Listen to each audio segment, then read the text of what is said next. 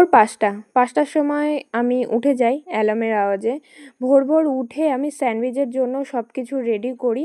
আর এদিকে নিয়ে নিয়েছিলাম ডিম সেদ্ধ। তারপর স্যান্ডউইচ রেডি করে ২ টো বিস্কুট জল দিয়ে খেয়ে ব্যাগ প্যাকিং করে আমি বেরিয়ে যাচ্ছিলাম। কোথায় যাচ্ছিলাম, কেন যাচ্ছিলাম সবই তো জানাবো।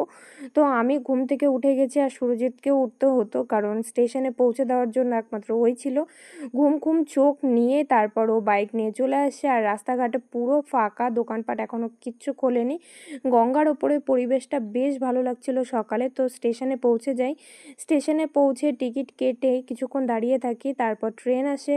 তারপর আমি ব্রেকফাস্ট যেটা আমি বানিয়েছিলাম বাড়িতে সেটা করে ফেলি। আর ফারাক্কার ব্রিজের যা অবস্থা দেখো। তারপর গাজল নেমে তমার সাথে এভাবে বসে চা খাচ্ছিলাম। তারপর চলে গেছিলাম একটা দিদার বাড়িতে, সেখানে বসে সবাই আড্ডা মারছিলাম। তারপর সেখান থেকে টোটো ধরে যাচ্ছিলাম বড় দিদার বাড়িতে। আর টোটোতে জায়গা না থাকার জন্য মাসি আমার পাটা ঠিক এইভাবেই ধরেছিল, কি আর করা যাবে। তো বড় দিদার বাড়িতে ঠিক রাত্রি এই রকম অবস্থা ছিল, ভুতুড়া পরিবেশ ছিল ওই জায়গাটায়। কারণ গ্রাম সাইড তো রাত ৯টার সময় ঠিক এইরকম অবস্থাই হয়ে যায়। তো আমরা যেরকমভাবে ড্রেস চেঞ্জ করে রাতে, অনেক রাত হয়ে গেছিলো, রাত্রে ঠিক এরকম মুড়ি আর তরকারি খাওয়া দাওয়া করে এ ঘর ও ঘর থেকে আমরা গল্প করছিলাম ঠিক এইভাবে।